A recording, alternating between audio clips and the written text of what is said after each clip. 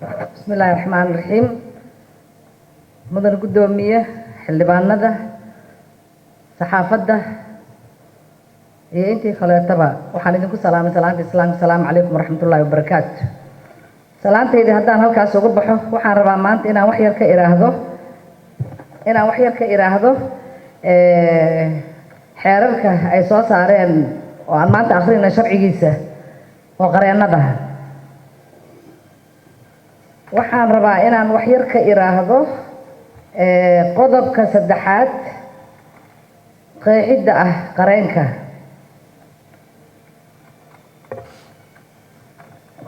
waxaa loola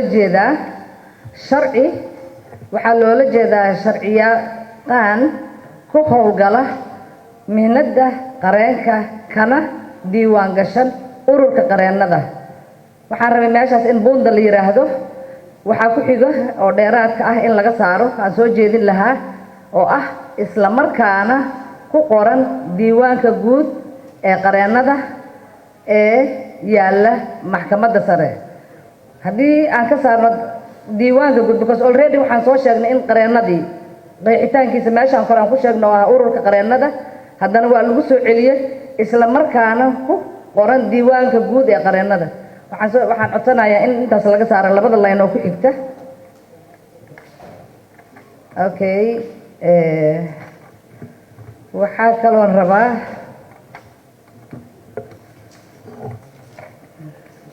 ururka qareennada Soomaaliyeed marka laga hadlayo weli qeexitaankii aan ku jirnaa waxaa loola jeedaa ururka qareennada ee lagu nidaamiyey xeerkan oo ay ku jiraan ururka qareennada heer federaal iyo heer dowlad goboleed. bundo in meeshaas dhibic la yiraahdo laga saaro xubnaha ka ah federaalka iyo dowlad goboleedyada because already meeshaas aan ku soo sheegnay. waxaan codsanayaa in meeshaas laga saaro xubnaha ka ah dowladda federaalka. waxaa kaloo rabaa in iyadana erebixinta meeshaan laga hadlaayo shahaadada sharciga meesha waxaa noogu qoran waxaa loola jeedaa shahaadada ay bixiyaan jaamacadda sharciga oo la aqoonsan yahay. allora sida LLBB LLM ma rabno because already waxaad fiirisaan qodobka 9aad xarafkiisa D baa looga saaray LLB iyo LLM. iyadana in meeshaas laga saaro ayaan soo jeedin lahaa. waxaa kaloo rabaa ruqsadda qareennimada waxaa loola jeedaa shahaadada caddaynaysa ogolaanshaha ku shaqaynta mihnada qareennimada ee ku tilmaaman xeerka. haddii aanu jirin qaraar hakin ama laalis ah. okay waxaan ka hadlaynaa waa ruqsadda iyo meel islama geli karaan laalis because meeshaan looguma hadlayo anshax marin. taasna waxaan soo jeedinayaa xarafkaas in laga saaro. iyo waxaa kaloo ku xiga xusmadda waxaa loola jeedaa khidmadda iyo qarashka. xusmadda waxaa loola jeedaa khidmadda uu qaadanayo qareenka laakiin qarashka waa ka duwan yahay. qarashka waxay noqon kartaa baafinta, waxay noqon kartaa warqadaha la samaynayo. taasna waxa waaye waa kuma jirto khidmadda la siinaayo qareenka. iyadana waxaan dhihi lahaa in laga saaro qarashka ilaan qarashka ma aha qareenka xusmadiisa.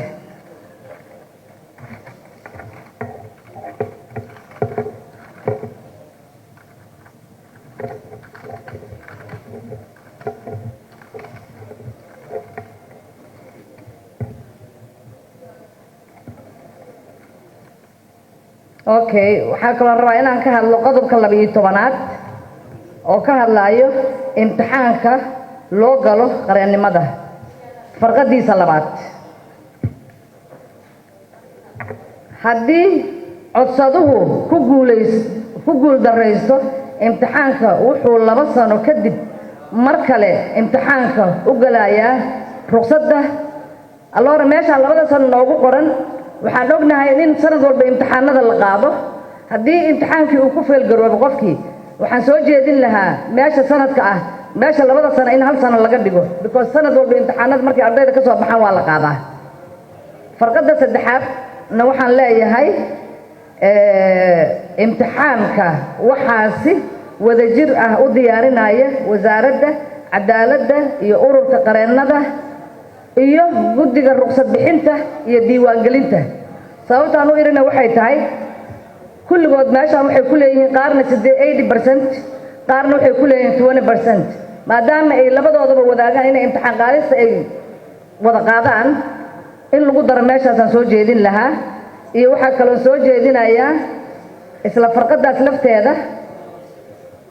in lagu daro aan ku soo celiyo hal mar aan toos idinkugu wada sheegaan raalli ahaada imtixaanka waxaa si wadajir ah u diyaarinaya wasaaradda cadaaladda iyo ururka qareennada guddiga ruqsad bixinta iyo diiwaangelinta waxaana imtixaanka qaadayo farsamo ahaan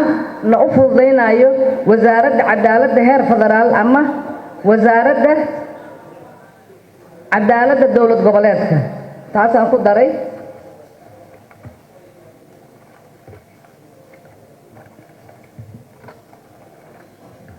waxaa kaloo rabaa inaan ka hadlo qodobka 14aad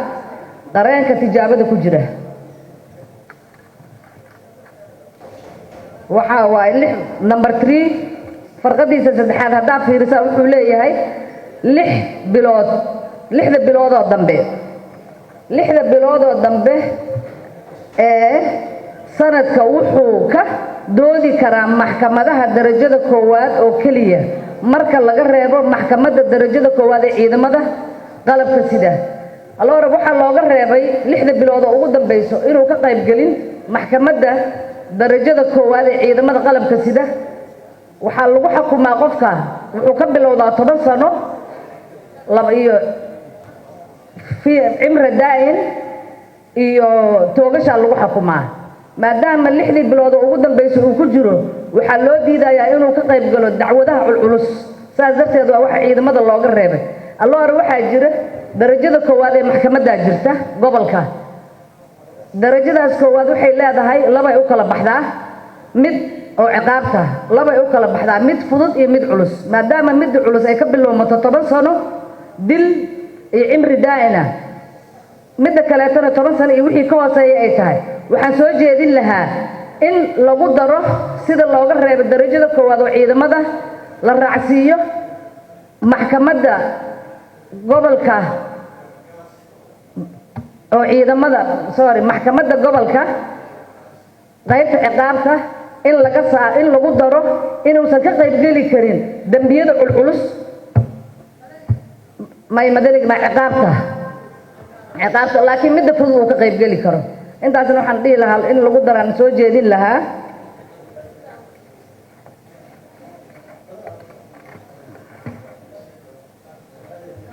okay waxaa kaloo jira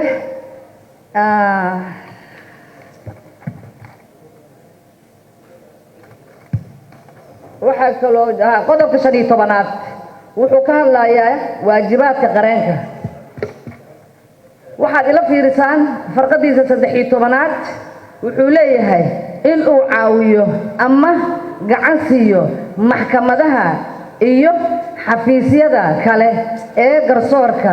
fasiraadda sharciga marka ay hay-addaasi si rasmi ah u weydiisato in uu ka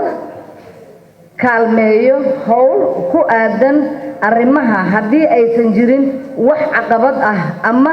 cudurdaar meel mar ah qareenka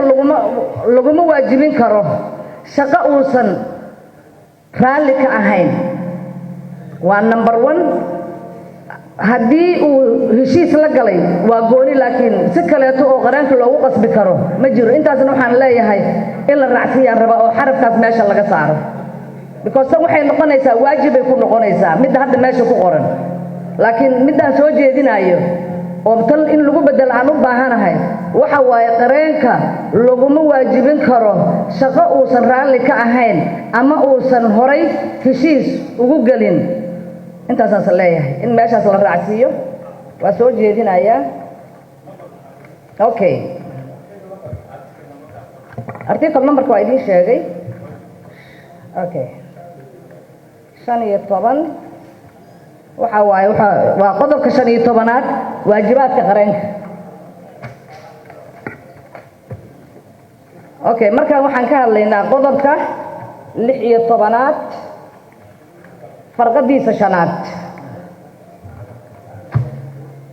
qodobka 16aad farqadiisa shanaad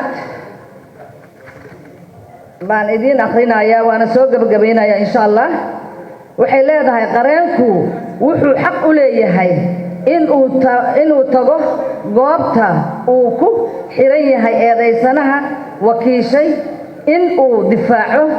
isla markaana uu la kulmo waraysto eedda loo haysto macluumaadka oo difaac u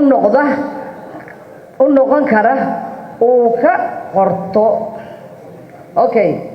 tan waa meesha laga hadlaaya aan isla wada fiirina adigoo raalli ah qofka markii qodobkan shanaad wuxuu qofka waa la xiray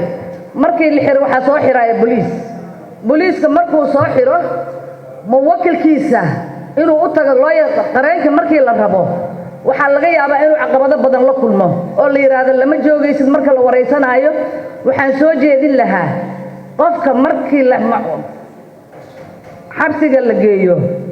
inuu ugu tagi karo ama meelaha CID oo kaleeto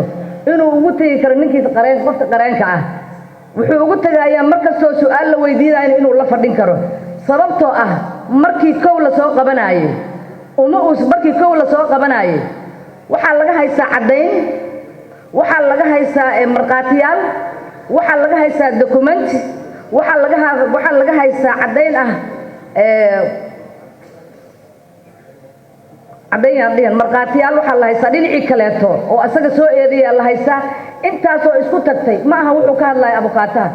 lawyerka wuxuu ka hadlayaa marka su'aasha la weydiinayo qofka inaan xuquuqdiisa lagu xadgudbin saas darteed waxaan soo jeedinayaa in la raaciyo ereyga ah waa qodobka 16aad farqadiisa shanaad in la raaciyo akhriska intaad haysataan waxa kaliya raacsiinaysaan isla markaana uu la joogo markasta oo su'aal la weydiinayo muwakkilkiisa waa inuu mar walba la jooga intaas noo raacsi waxaa kaloo leeyahay dad baa waxay u haystaan sharciga qareenka inuu quseeyo dad gaar ah ma quseeyo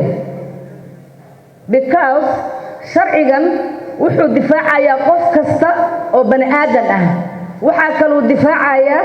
qof kasta oo muwaadin Soomaaliyeed ah waxa la ilaalinayaa waa xuquuqda qofka uu leeyahay intaas waa waxa la isku haysto iyo cidii ilaalin lahayd oo ah qareenada bacdeen sharciga yaa la fududeysan qodobka 16aad farqadiisa 6aad waxaan codsanayaa in sidiisa hore lagu celiyo because annaga xildhibaanaan nahay 275 xildhibaan oo baarlamaanka fadhisa waxaan aaminsanahay inaan wakiil ka nahay shacabkana wixii xuquuqdooda lagu ilaalinayo inaan be careful ahaano oo si taxaddar leh looga shaqeeyo intaan sharcigaas la soo gudbin oo aan la baas gareyn waana mahadsantihiin